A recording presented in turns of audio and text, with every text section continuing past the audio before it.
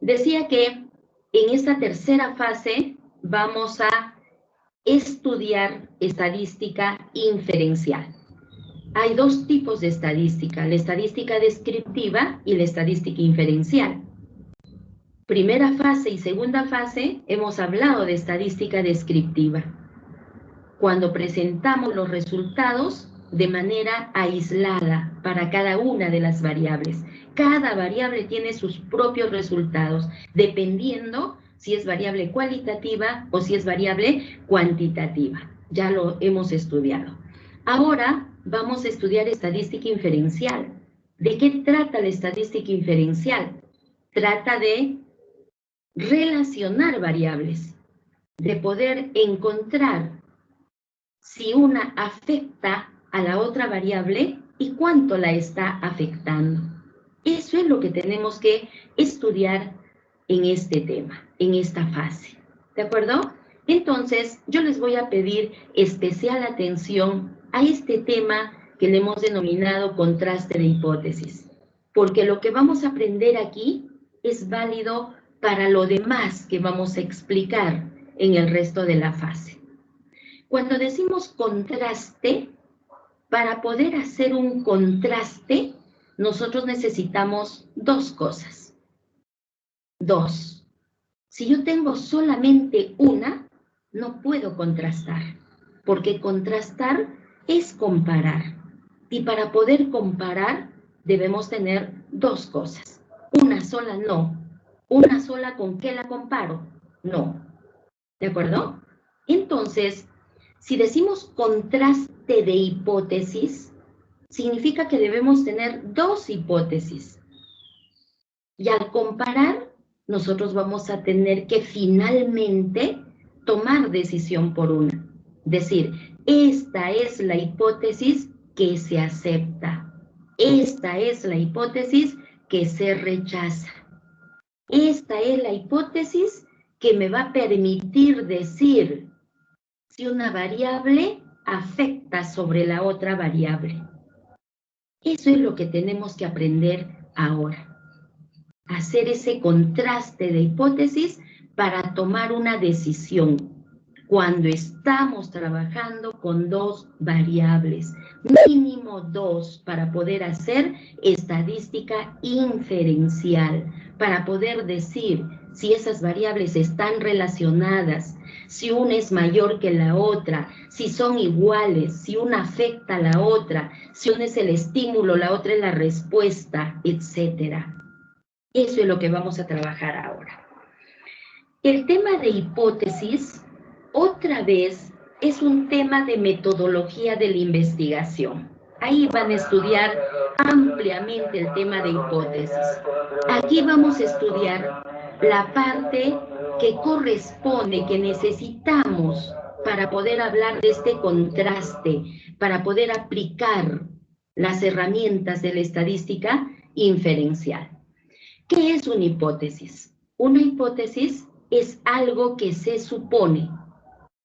Es aquella explicación previa que busca convertirse en conclusión. Es clave fundamental para una investigación y su validez depende de someterla a varias pruebas. Muy bien, ¿cómo funciona esto? ¿Cómo funciona? Miren. Si ustedes deciden hacer una investigación y dicen, por ejemplo, quiero estudiar cuál es el efecto, a ver, de repente podemos decir, ¿no? ¿Cuál es el efecto de la infección por coronavirus en el embarazo? ¿Cuál es el efecto? Eso queremos estudiar. Estamos sentados analizando qué podemos investigar. Buscamos bibliografía y tenemos que elaborar nuestro diseño de investigación. Yo quiero estudiar cuál es el efecto de la infección por coronavirus en el embarazo. Entonces tenemos que hacer todo un plan. Decir, ¿en dónde ¿Dónde voy a estudiar? ¿Quiénes van a ser parte de la muestra? ¿Cuántas unidades de estudio necesitamos? ¿Cómo les voy a hacer el seguimiento? ¿Qué datos necesitamos recoger? ¿Cada cuánto tiempo voy a recoger los datos? Etcétera. Todo un plan. Y dentro de ese plan, dentro de ese proyecto, ustedes van a tener que suponer cuál es la respuesta de esa investigación. Van a tener que suponer. Si dicen, ¿cuál será el efecto de la infección por coronavirus? ¿Cuál será el efecto de la infección por coronavirus sobre el embarazo? Yo tengo que suponer una respuesta. Esa respuesta que suponemos se llama hipótesis en investigación. Se llama hipótesis. Entonces, de repente mi hipótesis va a ser, si en el embarazo una persona se infecta con coronavirus, el niño nace con bajo peso.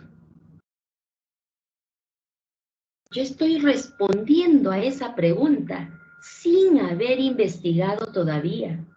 Estoy poniendo una hipótesis, por eso decimos, es algo que se supone. Yo lo estoy suponiendo, pero lógicamente que esa suposición tiene que estar basada en un criterio científico, no en algo que no tenga sentido. No podemos decir algo por decir, no. Tiene que estar basado en todo lo que hemos revisado, en la información bibliográfica que existe. ¿De acuerdo? Es algo que se supone. Y luego que ustedes han hecho su proyecto, su diseño, han planteado su hipótesis, ¿qué sigue? Lo que sigue es investigar. Lo que sigue ahora es recoger los datos. Después de recogido los datos, los van a tener que organizar, analizar y finalmente los van a tener que interpretar. Después que han recogido datos, han hecho la investigación, entonces dirán, ¿acepto la hipótesis o rechazo la hipótesis? Eso es lo que van a tener que demostrar con su investigación. ¿De acuerdo? Nos dice, se tiene que someter a varias pruebas. Lógico. No pueden dar un resultado con una sola persona. No pueden haber observado a una sola persona para decir que en esa persona su hijo nació con bajo peso por efecto de la infección. No pueden con una sola persona. Se tiene que someter a varias pruebas. Varias personas. Para eso tienen que calcular un tamaño de muestra. ¿Se entendió?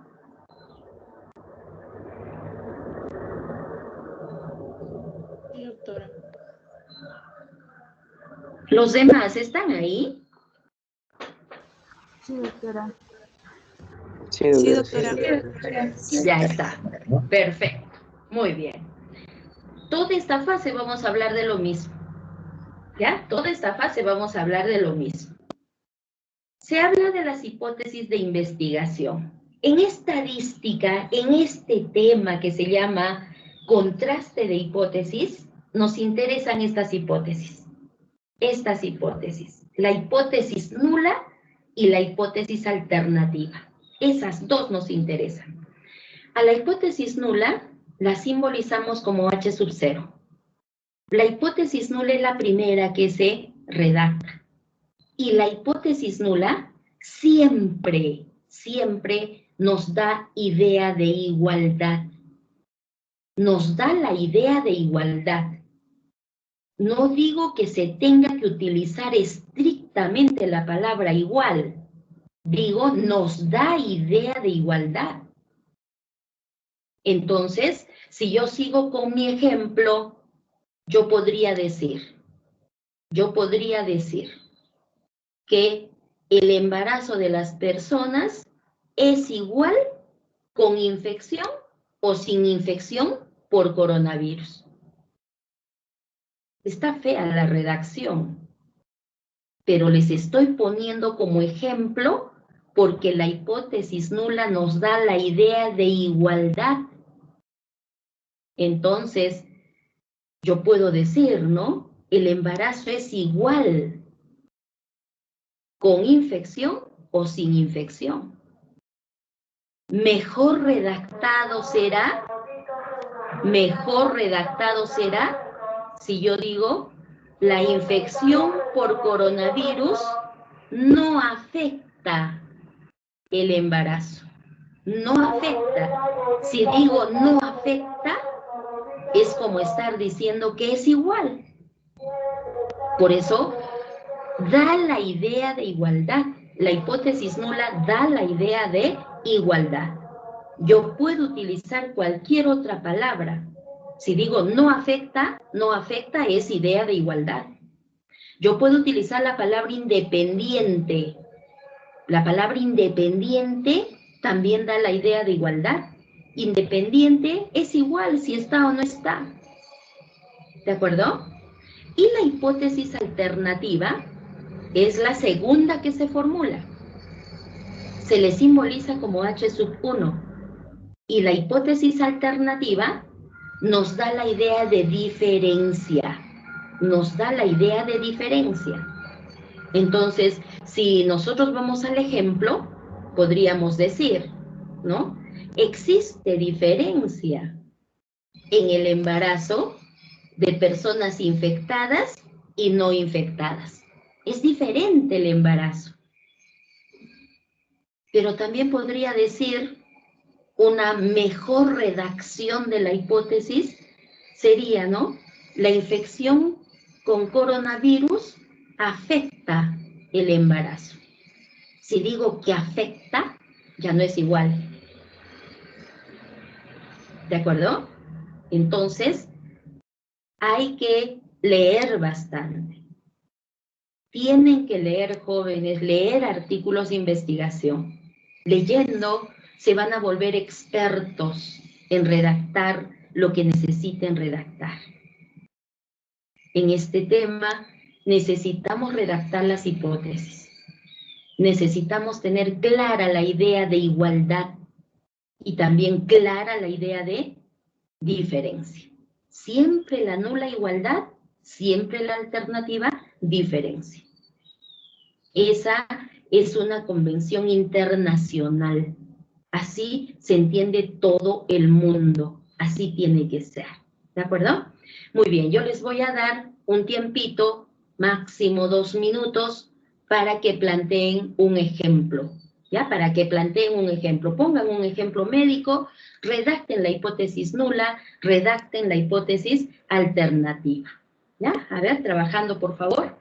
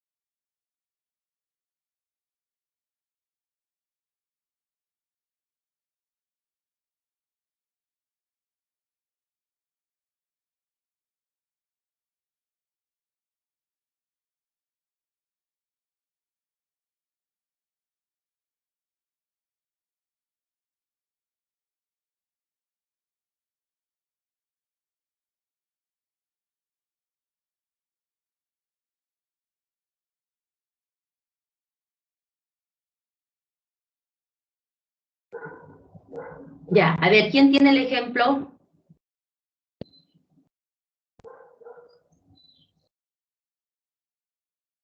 ¿Nadie tiene el ejemplo? Llamo.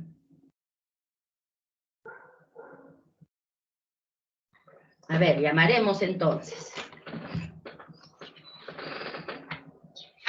Pónganle ganas, no me digan, ya probé el curso. Trabajando igual.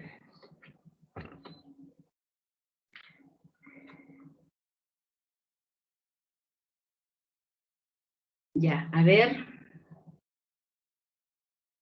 Alexandra Alarcón. Sí, doctora. Yo he hecho un ejemplo de hipótesis alternativa. No, las dos hipótesis tienen que ser, las dos se tienen que plantear a la vez. ¿Ya? Para un mismo problema tenemos que tener las dos hipótesis, la hipótesis nula y la hipótesis alternativa. Pero a ver, plantee el ejemplo. ¿Cuál es su ejemplo? Ya.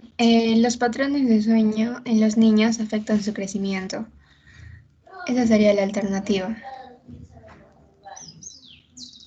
Ya, Y pero la nula comenzamos con la nula. Yo les dije, la primera que se plantea es la nula y luego se plantea la alternativa. Comencemos con la nula. A ver, ¿cómo le pondríamos a la nula? Los patrones de sueño en los niños son independientes. No, el crecimiento de los niños es independiente de sus patrones de sueño. Excelente. El crecimiento en los niños es independiente de los patrones de sueño. Esa es la hipótesis nula. ¿Y cuál sería la alternativa? Los patrones de sueño en los niños No, afectan su crecimiento. tiene que ser planteada así como la planteaste la nula, igualito, solo le cambiamos una palabrita. A ver. El crecimiento de los niños es En, afectado por sus en patrones de vez de sueño. independiente, ¿qué ponemos? ¿Es afectado? Depende. Es Depende. dependiente. ¿Depende o es dependiente? Perfecto. Otra vez, ya para que quede el ejemplo total, claro. Hipótesis nula. El crecimiento de los niños es independiente de sus patrones de sueño. Hipótesis alternativa. El crecimiento de los niños es dependiente de sus patrones de sueño. Excelente. Así es. Entonces, comenzamos planteando la hipótesis nula y le cambiamos una palabrita para la hipótesis alternativa. La nula nos da idea de igualdad. La alternativa nos da la idea de diferencia. Excelente, muy bien el ejemplo. Más ejemplos. Nils Araujo.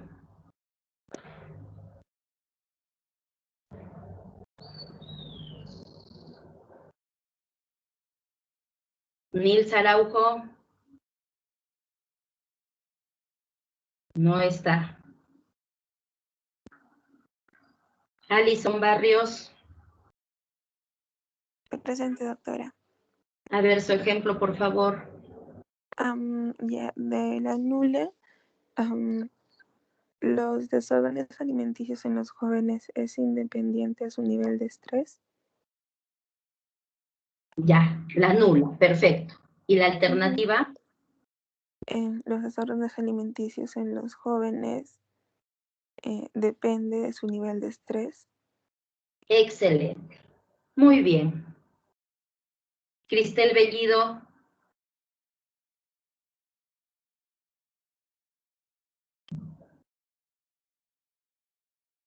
Cristel Bellido.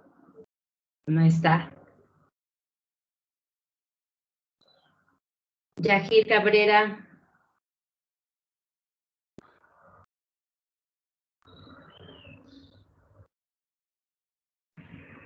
Yajir Cabrera.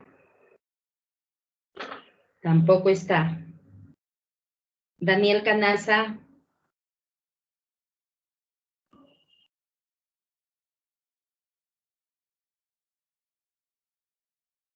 Daniel Canaza. Edwin Charca. Presente, doctora. A ver su ejemplo, por favor. Por ejemplo, se podemos poner como, digamos, el cloramfenicol es útil en el tratamiento contra la osteoporosis. Esa vendría a ser la hipótesis. A ver, otra vez, no escucho una partecita, otra vez, por favor.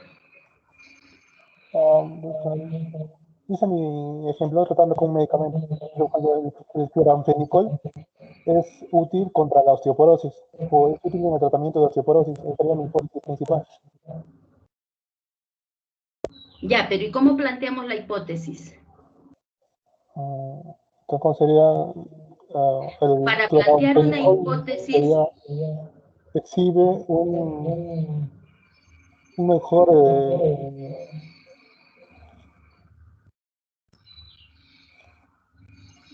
a ver, ¿cómo comparamos? Recuerden que para el contraste de hipótesis necesitamos hacer una comparación. Necesitamos en estadística inferencial tener dos variables para poder comparar y tomar una decisión. Si están diciendo tratamiento para la osteoporosis, por ejemplo, como médicos podrían comparar diferentes tratamientos. Yo no sé, puede haber un tratamiento A y un tratamiento B. Y como médicos ustedes quieren demostrar cuál de los dos tratamientos es mejor. Entonces, en la hipótesis nula yo podría decir, el tratamiento A es igual que el tratamiento B. Si quieren redactarlo mejor, podrían decir, ¿no? El efecto del medicamento tal es igual al efecto del medicamento B sobre la osteoporosis. En la alternativa dirían, el efecto del medicamento A es diferente al efecto del medicamento B. ¿De acuerdo? Siempre tenemos que tener dos cosas que comparar para poder hacer el contraste. Entonces, ¿cómo mejoramos? A ver ese ejemplo. Edwin, ¿cómo mejoramos el ejemplo? sería, por ejemplo, el cloramfenicol es más efectivo y una mayor eficacia del ibuprofeno en el tratamiento contra la osteoporosis. Ya, esa sería la alternativa. Si dices tiene mejor eficacia, es mejor, esa es la alternativa, porque ahí estás hablando de diferencia. Y la nula, siempre hay que poner la nula primero, ¿ya? ¿Y la nula cómo sería? El cloramfenicol tiene menor eficacia que el ibuprofeno en el tratamiento contra la osteoporosis. No, no podemos decir menor. Tiene igual. Siempre en la nula tenemos que decir igual. En la alternativa tú puedes decir mejor efecto, menor efecto, mayor efecto, en la alternativa, porque el que tú digas menor efecto, mayor efecto, eso es diferencia. En la nula siempre tenemos que hablar de igual, de igualdad, ¿de acuerdo? ¿Está más claro, Edwin? Sí, doctora, gracias. Ya. Más ejemplos, Gabriela Condori. En la hipótesis nula podría ser la mala alimentación no afecta en el rendimiento estudiantil. Ya, está muy bien. ¿Y la alternativa? La mala alimentación afecta en el rendimiento estudiantil. Muy bien. Está muy bien. Fares Cueva. Sí, doctora. Su ejemplo, por favor.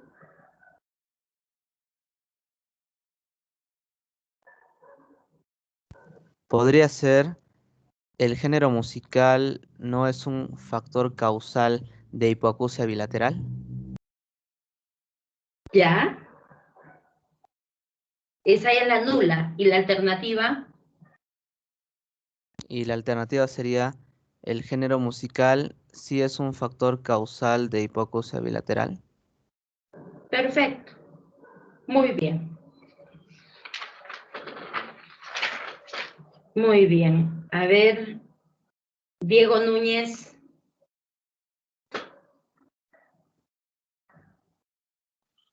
Doctora, buenos días. Hola, tu ejemplo, por favor. La altitud perdón, el tratamiento mediante oxigenoterapia es es dependiente frente a una posible poliglobulia presentada por la altitud geográfica. Ya, pero si me dices es dependiente, ¿será la nula o la alternativa? La alternativa. La alternativa, la alternativa. ¿Y qué dirías para la nula? Todo lo contrario, el tratamiento con oxigenoterapia es independiente a una poliglobulia presentada por altitud geográfica. Perfecto. Siempre comencemos con la nula. Ya lo primero que tenemos que decir es la nula y después la alternativa. Pero está muy bien el ejemplo. Gracias, doctora. De nada. Karen Pérez. Sí, doctora. Tu ejemplo, por favor. Mi ejemplo en hipótesis nula sería: la tendencia a fumar no es factor causal de cáncer de pulmón.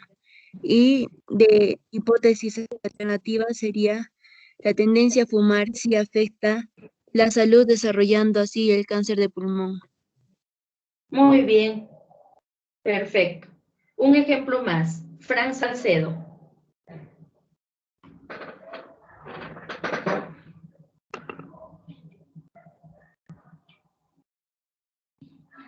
Fran Salcedo. No está. Freddy Ticona. Presente, doctora. Tu ejemplo, por favor. Ok. Un exceso de consumo de sal provoca insuficiencia cardíaca. Y la alternativa sería: un consumo excesivo de sal no provoca insuficiencia cardíaca. La nula no provoca y la alternativa sí provoca. Bueno, al revés, doctora. A ver, La ¿cuál es nula provoca. la idea de igualdad? ¿Cuál es la idea de igualdad? En la nula tienes que tener la idea de igualdad. Entonces, en la nula, ¿qué decimos? Entonces la nula sería que no provoca. Exacto. En la nula sería que no provoca. Y en la alternativa, Que sí provoca. que sí provoca. Ok. Muy bien, entonces, leamos, por favor, siempre leamos para poder aprender. Se van a volver expertos, no es difícil hacer el planteamiento de hipótesis. La idea es tener esas dos hipótesis para después hacer la aplicación estadística y demostrar cuál de las dos tenemos que aceptar. ¿Se entendió?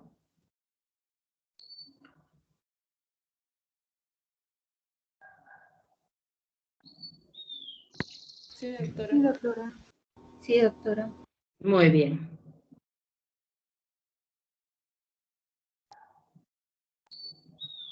Bien, vamos a seguir trabajando este tema. Ya sabemos plantear hipótesis. Cuando ya tenemos los resultados de la investigación, ahora se tiene que hacer la prueba de hipótesis.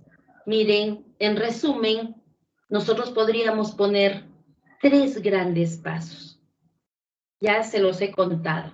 Hacer el diseño de la investigación, recolectar los datos, analizar e interpretar esos datos. Eso es lo que vamos a aprender con cada una de las pruebas que posteriormente vamos a estudiar. Ahora vamos a hablar de los errores. Para poder hacer este contraste de hipótesis, tenemos que conocer muy bien los errores que se pueden cometer en la investigación. Y en investigación se pueden cometer 2 tipos de error. Error tipo alfa y error tipo beta. Esos 2 tipos de error, perdón. Esos 2 tipos de error. Los vamos a estudiar aquí en esta tablita. Esta es la tablita que más fácilmente nos va a dar a entender lo que es cada uno de esos errores. A estas tablas se les dice tablas de contingencia o también les decimos tablas de doble entrada, porque vamos a tener encabezamiento por columnas y también tenemos encabezamiento por filas. Comencemos por las columnas, por aquí. Siempre va a existir una verdad acerca de la población. Va a existir una verdad acerca de la población. Va a existir una realidad en cada una de las unidades de estudio. Por ejemplo, podemos decir, a ver, una persona en la realidad puede tener gastritis. Esta persona visita al médico y el médico le va a hacer un diagnóstico. Y entonces, en ese diagnóstico, el resultado de ese diagnóstico, ¿cuál va a ser? El resultado puede ser, tienes gastritis. Si el médico le dice, tienes gastritis, está coincidiendo con la realidad, porque en la realidad tiene gastritis. Y en el diagnóstico le va a decir, sí tienes gastritis. Pero también podría ocurrir otra cosa. En la realidad, la persona tiene gastritis y el médico le dice, no tienes gastritis. En ese caso, no está coincidiendo con la realidad. ¿De acuerdo? Entonces, en base a eso va el tema de los errores. Va a haber una verdad acerca de la población y el médico va a tomar una decisión en base a lo que está trabajando, en base al diagnóstico que está haciendo. En este caso, para explicar en términos generales, vamos a decir verdad acerca de la población, es la realidad. Y aquí se toma una decisión que está basada en la muestra. Cuando decimos verdad acerca de la población, pueden ocurrir dos cosas. La hipótesis nula puede ser cierta, o de lo contrario, la hipótesis nula puede ser falsa. ¿Qué significa que la hipótesis nula sea cierta? A ver, le pregunto a Daniela Méndez. Daniela, ¿qué significa que la hipótesis nula sea cierta?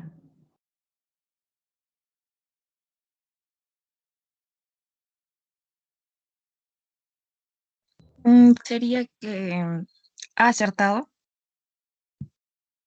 No, pero ¿qué es la hipótesis nula? ¿Qué significa que la hipótesis nula sea cierta? ¿Qué es la hipótesis nula?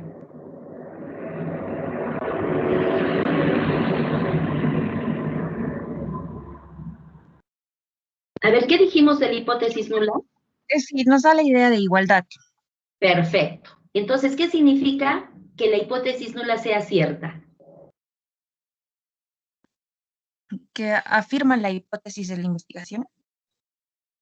Que afirma la igualdad. Yo puedo decir, el medicamento A tiene el mismo efecto que el medicamento B.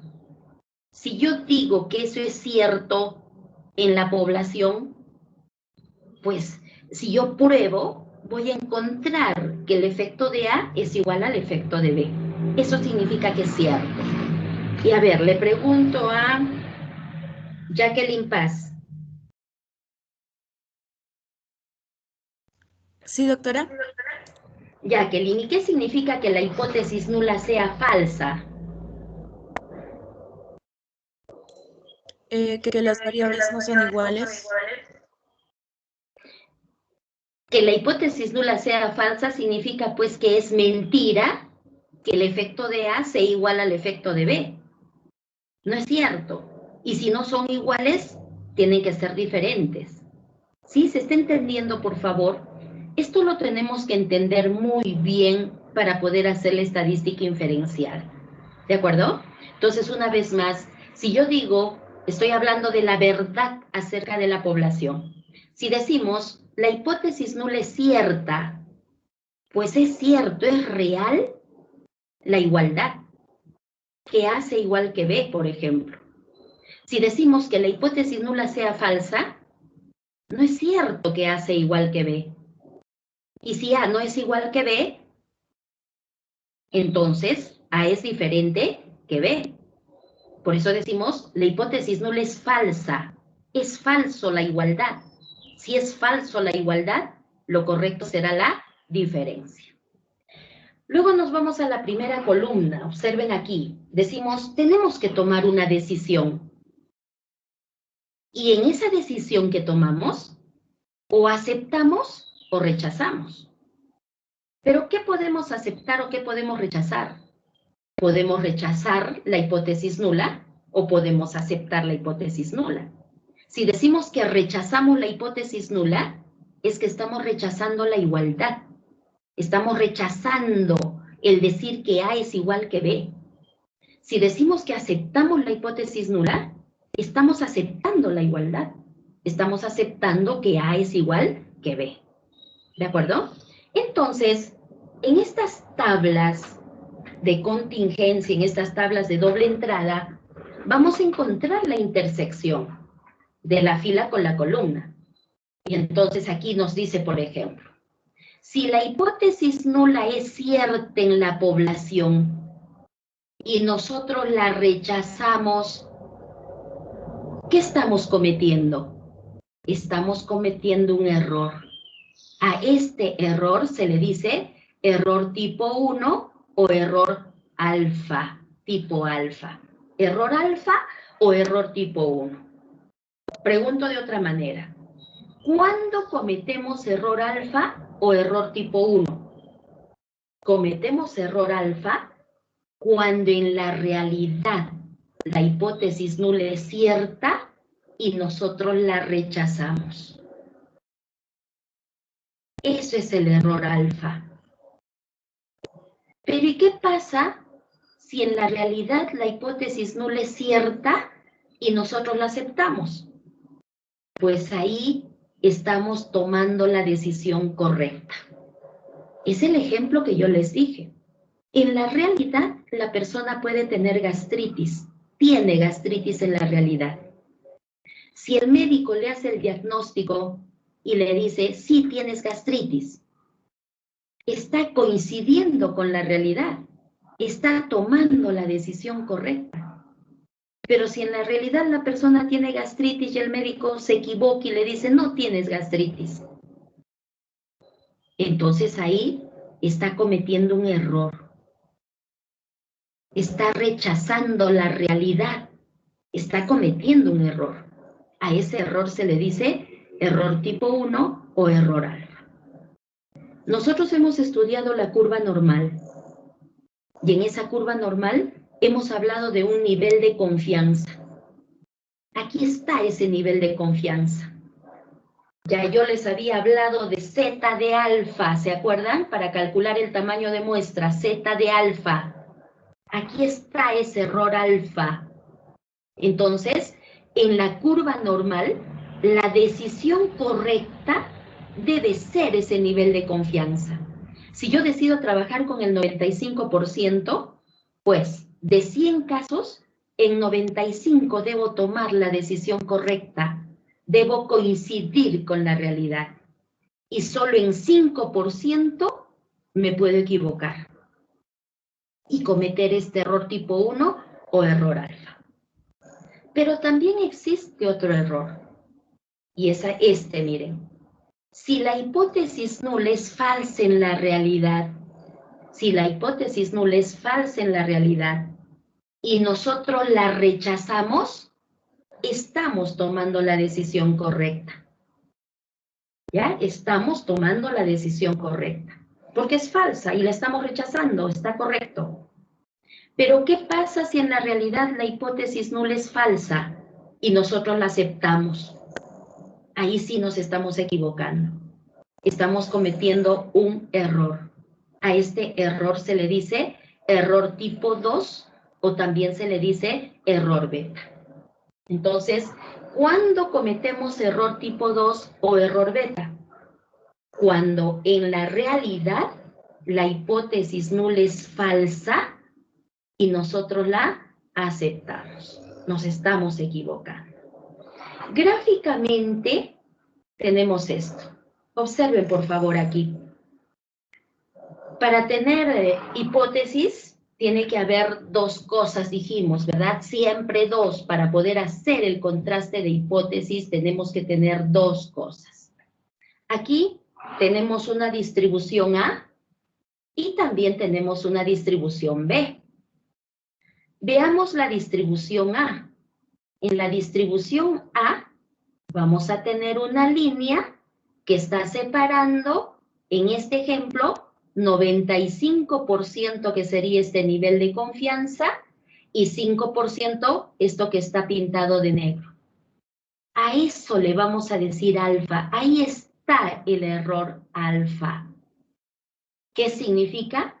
El error alfa significa que la hipótesis nula es cierta en la realidad, pero nosotros la rechazamos. Estamos cometiendo este error del 5%. Y si vemos la curva B, aquí en la curva B, esto que está de plomo es el error beta. Este error beta se comete porque en la realidad la hipótesis nula es falsa y nosotros la estamos aceptando. ¿De acuerdo? La estamos aceptando. Entonces, un error es vecino del otro error. Alfa es vecino del error beta. Ustedes podrían decidir y decir, yo quiero cometer menos error alfa. Ya saben qué cosa es alfa. Yo quiero cometer menos error alfa. Y si quiero cometer menos error alfa, de 5% voy a pasar a 1%.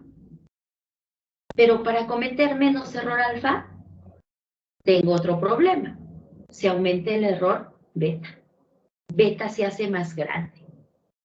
Si yo muevo esa línea, se va a mover tanto el error alfa como el error beta. Uno se hace más chico, el otro se va a hacer más grande. Entonces, estadísticamente tenemos un equilibrio. Ese equilibrio, ¿quién lo da? Ese equilibrio lo da el tamaño de muestra. ¿De acuerdo? Ese equilibrio lo da el tamaño de muestra. Por eso es que en las fórmulas del cálculo del tamaño de muestra se utiliza el zeta de alfa. Se utiliza el zeta de alfa. Y ahora van a aprender que existe también el zeta de beta. Y para que hagan un estudio comparativo entre una distribución A y una distribución B, tienen que utilizar los dos valores de zeta. Aquí lo negro es zeta de alfa y eso ya hemos trabajado bastante. Puede ser, por ejemplo, 0,05%. Y aquí en este otro lado va a existir el zeta de beta. Aquí vamos a tener un área y va a haber una línea que separa este error. Lo máximo que se puede cometer de error beta es del 20%. Ya repito, lo máximo que se puede cometer de error beta es del 20%.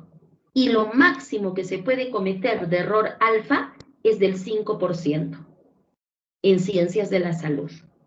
Entonces, para el 5%, ustedes ya saben de memoria que el zeta de alfa es 1,64. Y para el zeta de beta, aquí está, el zeta de beta, estos son los zetas de alfa. El zeta de beta más utilizado es el de 0,84. Este es el más utilizado para el error beta. 0,20 o si quieren 20% de error beta. Y la línea, el zeta de beta, es 0,84. Cuando hagan un estudio comparativo, ustedes van a tener que calcular un tamaño de muestra utilizando zeta de alfa y zeta de beta. Y regresamos a tamaño de muestra, ¿ya? Para explicarles esto.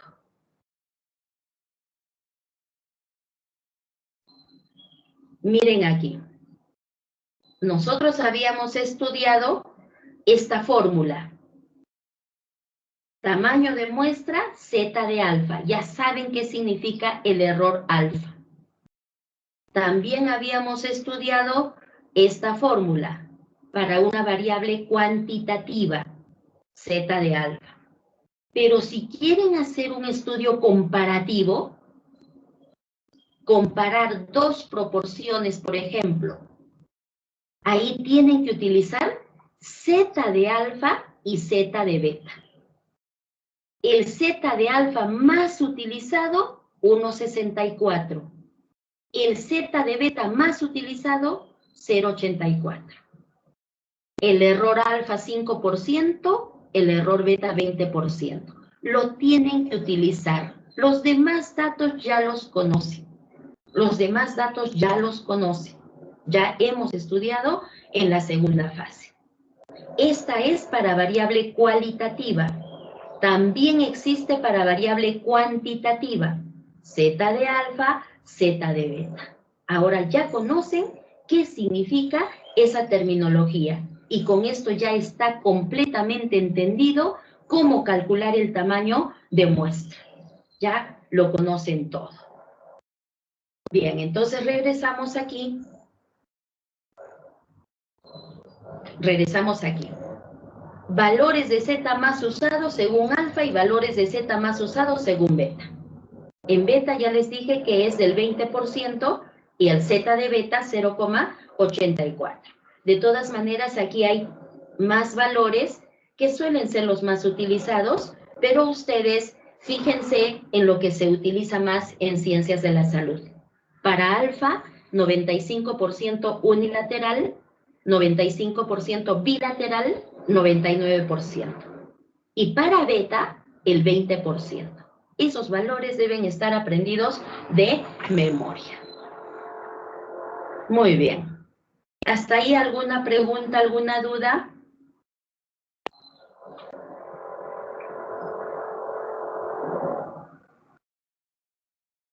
Señoritas, jóvenes, ¿están ahí?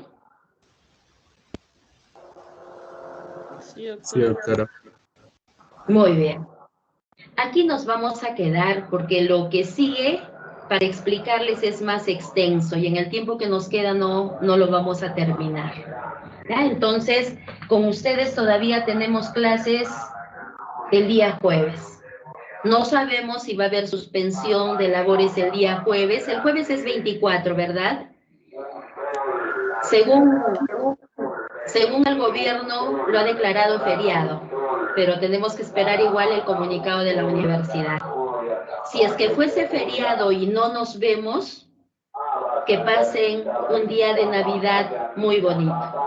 Diferente a los demás de repente, pero pásenlo en familia, abracen a sus padres, a sus hermanos. Un abrazo muy grande de mi parte. Siempre con el deseo que sean grandes profesionales, muy buenos médicos, muy buenas médicas. ¿De acuerdo? Entonces, si no tenemos clases el día jueves, mucha felicidad en su hogar. El día de Navidad y siempre. Renueven la fe en Dios. Aquí nos quedamos hasta la próxima clase.